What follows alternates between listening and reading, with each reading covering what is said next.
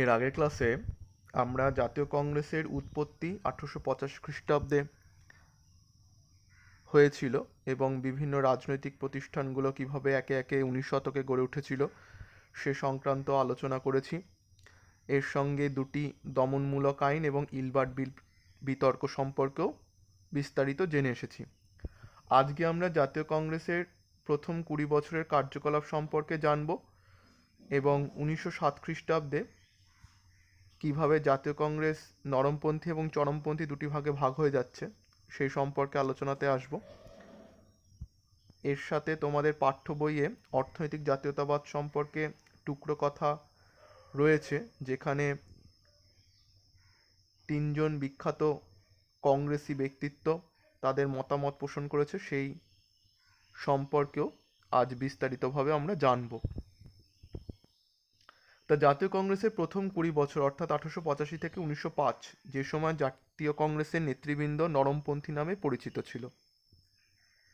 এই নরমপন্থীরা ব্রিটেনের রানী বা সম্রাজ্ঞী যাই বলি না কেন তার প্রতি আনুগত্য পোষণ করত। ব্রিটিশ সরকারের বিভিন্ন কার্যপ্রণালী, নীতি ইত্যাদি সমালোচনা করত, কিন্তু সেই নিন্দার ভাষা অত্যন্ত সংযত ছিল। কোনো রূঢ় ভাষা ব্যবহার করতো না, যাতে ব্রিটিশ সরকার তাদের প্রতি ক্ষেপে যায়। এছাড়া তারা ব্রিটিশ সরকারের অধীনে থেকে স্বায়ত্তশাসন অর্জন করার পক্ষপাতী ছিল। তাদের কোনো ন্যায্য দাবি ছিল না। নিয়মতান্ত্রিক অহিংস পথে আন্দোলন করবে ব্রিটিশ সরকারের বিরুদ্ধে। কোনো রকম ব্রিটিশ সরকারকে ভীত সন্ত্রস্ত করার জন্য কোনো কঠোর নীতি বা শক্তিশালী হিংসাশ্রয়ী আন্দোলনের পথে তারা হাঁটবে না। এই ছিল তাদের কার্যপ্রণালী। বছরে 3 দিন তারা একটা জায়গায় কোনো একটি শহরে অধিবেশনে সমস্ত নেতৃবৃন্দ মিলিত হতো। সেখানে তাদের ব্রিটিশ সরকারের কাছে কি কি দাবি দেওয়া আছে সেগুলো পেশ করত। অর্থাৎ পুরোটাই আবেদন আর নিবেদনের মধ্যে সীমাবদ্ধ ছিল, যেটাকে পরবর্তীকালে অনেক চরমপন্থী কংগ্রেসি নেতৃবৃন্দ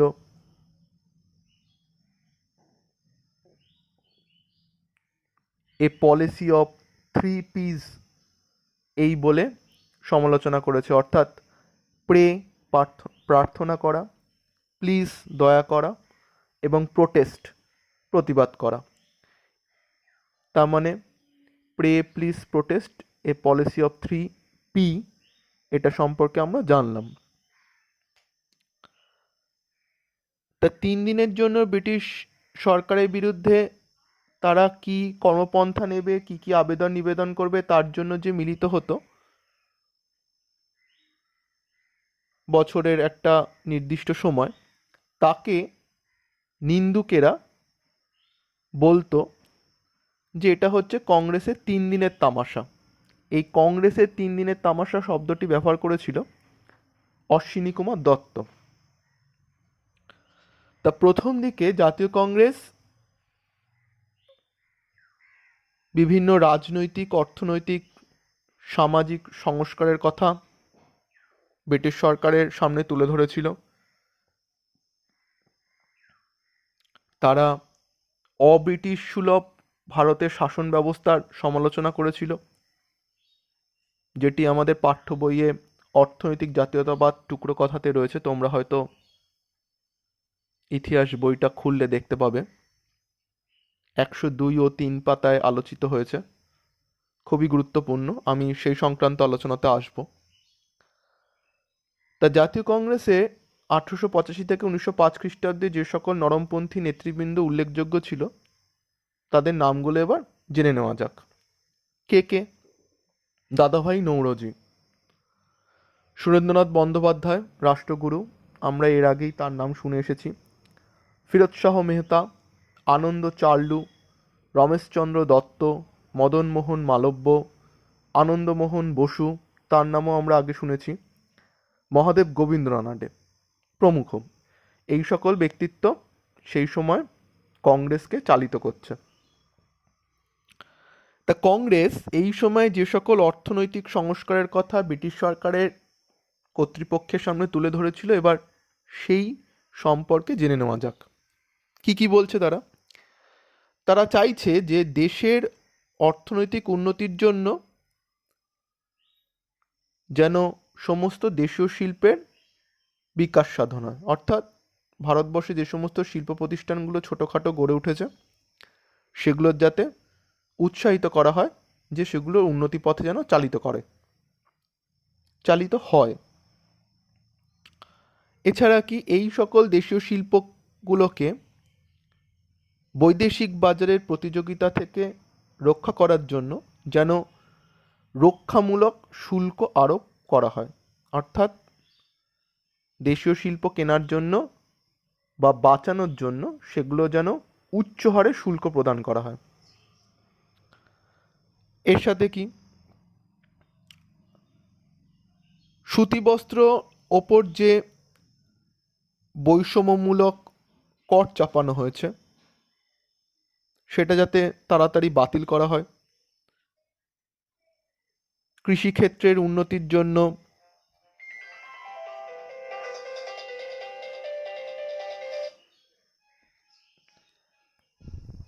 যাতে জলসেচের ব্যবস্থা সমগ্র দেশে চিরস্থায়ী বন্দোবস্তের প্রবর্তন, কৃষি ব্যাংক প্রতিষ্ঠা করা ইত্যাদি যেন অতি অবশ্যই ব্রিটিশ সরকার তাড়াতাড়ি করে। তার জন্য ব্রিটিশ সরকারের উপর যাতে চাপ সৃষ্টি করা যায়। তারপরে বন সংরক্ষণ, আদিবাসীদের যারা বনে বাস করে তাদের সুবিধার জন্য ব্রিটিশ সরকার যে সমস্ত আইন নিজেদের স্বার্থে তৈরি করেছিল সেগুলো যাতে আরও সহজ সরল করা যায়। বাধ্যতামূলকভাবে যে শ্রমকর চালিত রয়েছে ব্রিটিশ আমলে সেটা যাতে বিলোপ করা যায়। শ্রমকর বলতে আমি সরকারের স্বার্থে কোনো কাজ করব অথচ কোনো মজুরি পাবো না, সেটাকেই শ্রমকর বলে। নেক্সট ক্লাসে গিয়ে তোমরা ফরাসি বিপ্লবে এটা সম্পর্কে আরও ভালোভাবে জানতে পারবে। এছাড়া আয়কর, লবণ কর এগুলো যাতে আরও বোঝা কমানো যায় সেই দিকে ব্রিটিশ সরকার যাতে দৃষ্টি আরোপ করে সে সম্পর্কে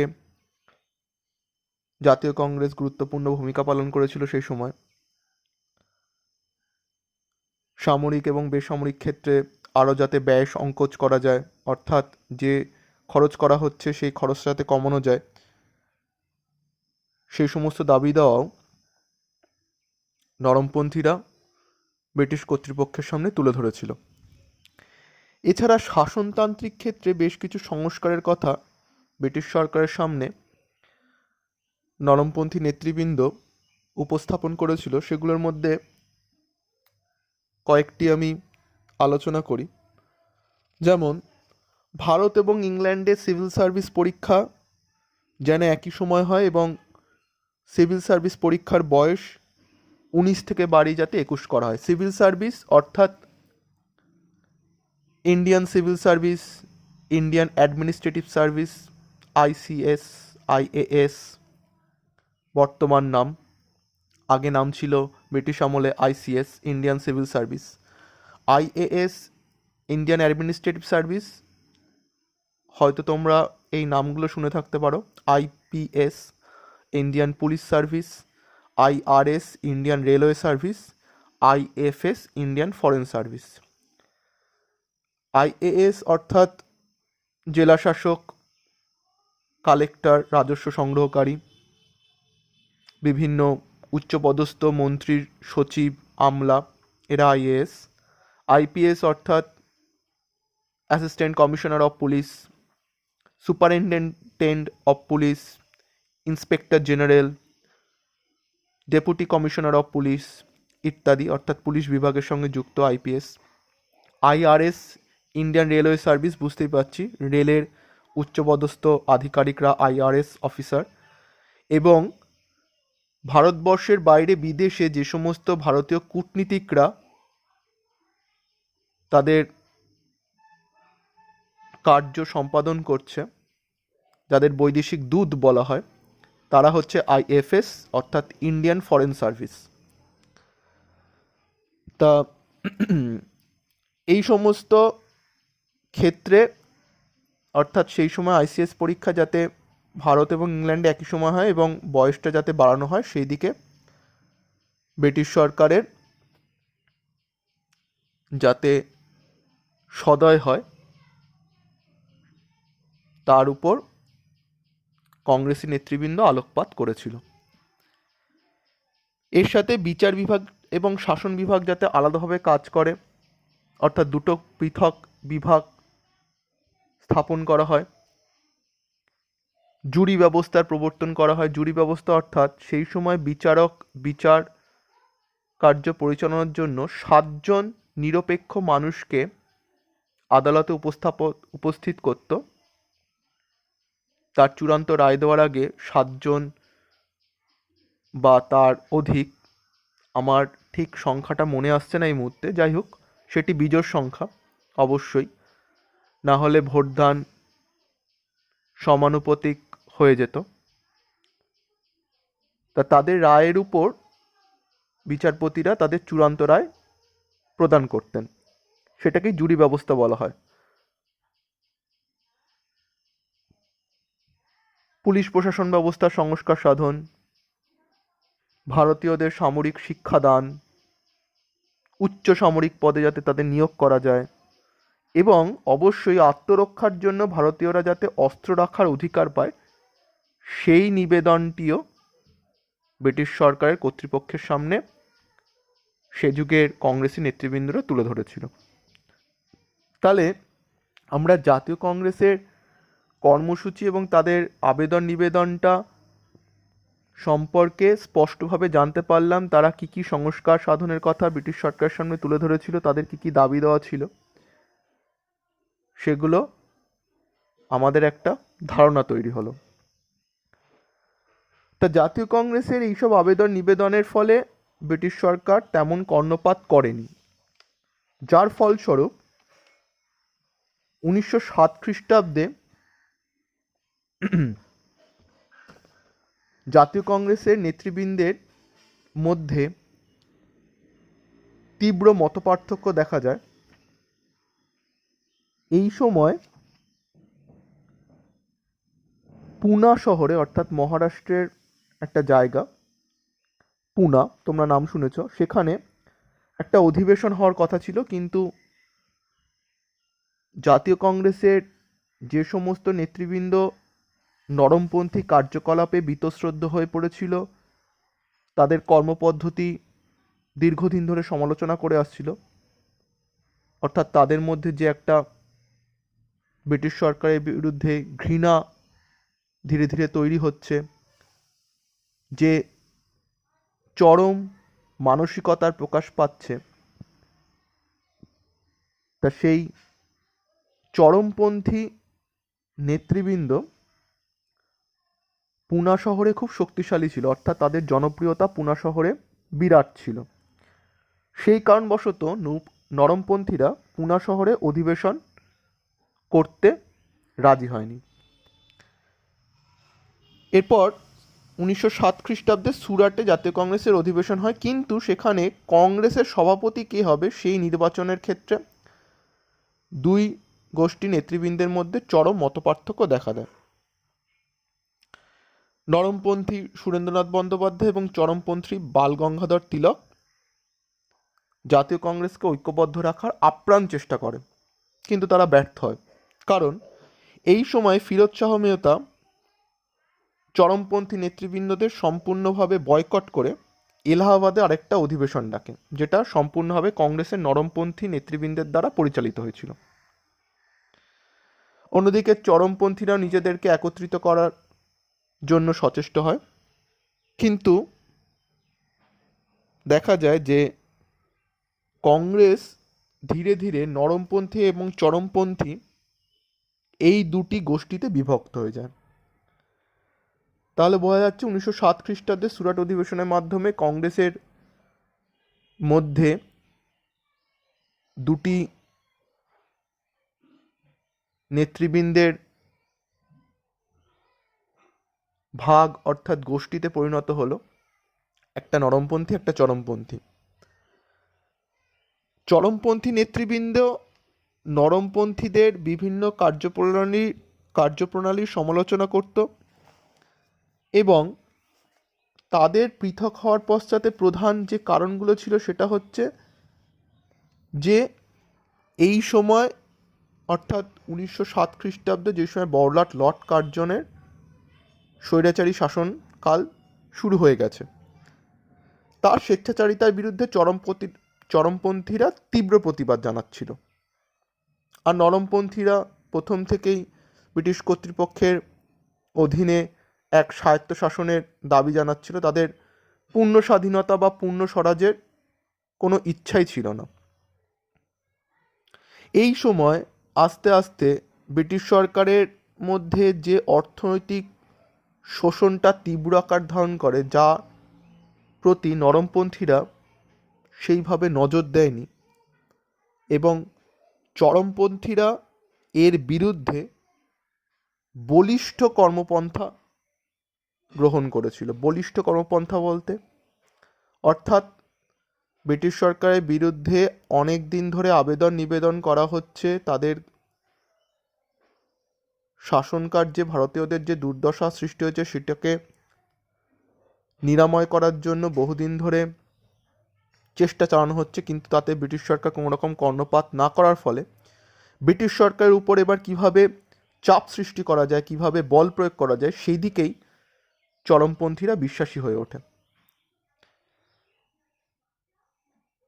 আদর্শগত বিরোধ দিনে দিনে প্রকট হতেও শুরু করেছিল। চরমপন্থীরা মূলত বাংলা, পাঞ্জাব এবং মহারাষ্ট্র এই তিনটি জায়গায় তাদের প্রধান কেন্দ্র গড়ে তুলেছিল। বাংলায় নেতৃত্ব দিয়েছিল বিপিনচন্দ্র পাল, মহারাষ্ট্রে বাল গঙ্গাধর তিলক এবং পাঞ্জাবে লালা লাজপত রায়, যাদের সংক্ষেপে লাল বাল পাল বলা হয়। প্রশ্ন আসতে পারে যে লাল বাল পাল নামে কারা পরিচিত, তাহলে উত্তর হবে যে বিপিনচন্দ্র পাল, বাল গঙ্গাধর তিলক এবং লালা লাজপত রায়। এই তিনজন নেতৃত্বের বলিষ্ঠ নেতৃত্ব দানে আস্তে আস্তে সমগ্র ভারতবর্ষে চরমপন্থার বিকাশ ঘটতে শুরু করে। তাহলে আজকে আমরা 1885 থেকে 1905 খ্রিস্টাব্দের মধ্যে নরমপন্থীদের কার্যকলাপ, কিভাবে নরমপন্থা চরমপন্থার বিভক্ত হচ্ছে সে সম্পর্কে জানতে পারলাম। এবার তোমাদের পাঠ্যে একটি টুকরো কথা রয়েছে, যে বিষয়টি আমি পূর্বেই উল্লেখ করেছি, সেটি হলো অর্থনৈতিক জাতীয়তাবাদ। সেই সম্পর্কে এবার আমরা ধারণা কিছু লাভ করি। অর্থনৈতিক জাতীয়তাবাদ বলতে কি বোঝা হয়? দাদাভাই নওরোজি, রমেশচন্দ্র দত্ত এবং মহাদেব গোবিন্দ্রনাথ, এই তিনজন কংগ্রেসি নরমপন্থী নেতৃবৃন্দ অর্থনৈতিক জাতীয়তাবাদ শব্দটি ব্যবহার করেছেন। কি কারণে? অর্থনৈতিক জাতীয়তাবাদ বলতে তারা বুঝিয়েছেন যে ভারতবর্ষ যে দিনে দিনে দরিদ্র দেশে পরিণত হচ্ছে এবং ব্রিটিশ সরকার এবং ভারতবর্ষের মানুষের মধ্যে যে সম্পর্ক, অর্থাৎ শাসক এবং শাসিতের একজন শাসক গোষ্ঠী আর একজন শাসিত গোষ্ঠী অর্থাৎ ভারতীয়রা, তাদের মধ্যে যে কি সম্পর্ক সেটা নির্ণয় করার ক্ষেত্রেই অর্থনৈতিক জাতীয়তাবাদ কথাটিকে ব্যবহার করা হয়েছে। এবার এটা সম্পর্কে আমরা বিস্তারিত জেনে নিই। কি বলা হয়েছে? বলা হচ্ছে যে ব্রিটেনে ব্রিটিশ সরকার যেভাবে তাদের দেশকে পরিচালনা করে, ভারতবর্ষের ক্ষেত্রে সেটা করছে না। অর্থাৎ সেটা হলো সম্পূর্ণভাবে অব্রিটিশ সুলভ। তারা ন্যায় বিচার করছে না ভারতীয়দের প্রতি। ভারতীয়দের আর্থিক কষ্ট দিনে দিনে বৃদ্ধি পাচ্ছে, তাদের শোষণের তীব্রতা ক্রমশ বাড়ছে, তার সঙ্গে সঙ্গে অন্যায় অত্যাচারও ক্রমশ বৃদ্ধি পাচ্ছে। কারণ ভারতবর্ষ আস্তে আস্তে ব্রিটেনের সমস্ত কৃষিজ কাঁচামাল আহরণ করার ভূমিতে পরিণত হয়েছে। অর্থাৎ সে দেশে যে সমস্ত কাঁচামাল দরকার সেই কাঁচামাল ভারতবর্ষের জমিতে উৎপাদিত হচ্ছে এবং বা ভারতবর্ষ থেকে সেগুলো সংগ্রহ করে নিজেদের দেশে নিয়ে যাচ্ছে। আর ব্রিটেনে যে সমস্ত শিল্প প্রতিষ্ঠানগুলোতে শিল্পপণ্য উৎপাদিত হচ্ছে সেগুলো ভারতের মতন বৃহৎ বাজারে এসে তারা বিক্রি করছে এবং মুনাফা অর্জন করছে।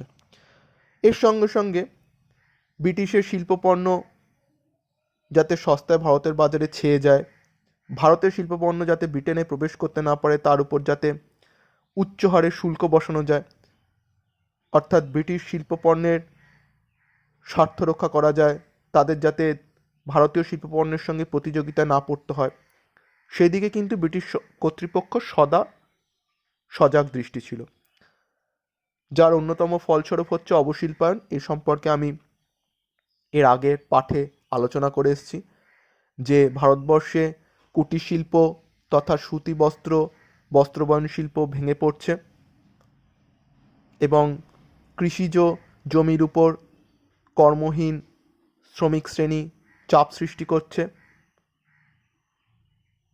জমি থেকে আয় বৃদ্ধি পাচ্ছে কিন্তু শিল্প উৎপাদনের থেকে আয় কমে যাচ্ছে, অর্থাৎ কৃষির বিপরীত অবস্থা, যেটাকে অবশিল্পায়ন বলা হয়। এবং ভারতে কৃষি আর শিল্প দুটি ধ্বংসের সঙ্গে সঙ্গে দেশের যে যাবতীয় সম্পদ, কাঁচামাল, বিভিন্ন কর যেগুলোকে ব্রিটিশ সরকার আরোপ করেছে, সেগুলো থেকে যে প্রচুর টাকা ব্রিটিশ সরকার নিজে দেশে নিয়ে যাচ্ছে, যে ঘটনাটাকে এর আগে আমি বলেছি সম্পদের নির্গমন বলে, সেদিকে এই তিনজন রাজনৈতিক নেতৃবৃন্দ দৃষ্টি আরোপ করেছিল। এর সাথে সাথে 1813 খ্রিস্টাব্দে চার্টার অ্যাক্টের মাধ্যমে ইংরেজ ইস্ট ইন্ডিয়া কোম্পানির একচিটে বাণিজ্যিক অধিকার খর্ব করা হয়, যেটা আমরা জেনে এসেছি। ব্রিটিশ শিল্পপতিরা এবার ভারতবর্ষে বিনিয়োগ করতে শুরু করে, যার ফলে ব্রিটিশ পণ্যের সঙ্গে ভারতীয় পণ্যের একটা অসমান প্রতিযোগিতা শুরু হয়। আমদানির ক্ষেত্রে বিরাট মাশুল বা কর, যেটাকে আমি ইতিমধ্যে উল্লেখ করলাম, চাপানো হয়েছিল। ভারতবর্ষের শিল্পায়ন আস্তে আস্তে ব্যাহত হচ্ছে, সেদিকে কোনো রকম উন্নতি দেওয়া হচ্ছে না, উন্নতি করা হচ্ছে না, যার প্রতি জাতীয় কংগ্রেস নেতৃবৃন্দ দৃষ্টি আরোপ করেছিল। এই নেতিবাচক বিষয়গুলোকে প্রতিকার করার জন্যই এবং জাতীয় অর্থনীতিকে সুদৃঢ় করার জন্যই মহাদেব গোবিন্দনাথ, রমেশচন্দ্র দত্ত এবং দাদাভাই নওরোজি ব্রিটিশ সরকারের দৃষ্টি আকর্ষণ করেছিল, যেটিকে অর্থনৈতিক জাতীয়তাবাদ বলা হয়। তাহলে আজকের আলোচনা আমরা অর্থনৈতিক জাতীয়তাবাদ, নরমপন্থী চরমপন্থী দুটি ভাগ এবং নরমপন্থীর কার্যকলাপ সম্পর্কে সবিস্তার আলোচনা করলাম। নেক্সট ক্লাসে আমরা বঙ্গভঙ্গ আন্দোলন সম্পর্কে আলোচনা করব। আশা করি তোমরা আজকের সম্পূর্ণ পাঠটি বুঝতে পেরেছো।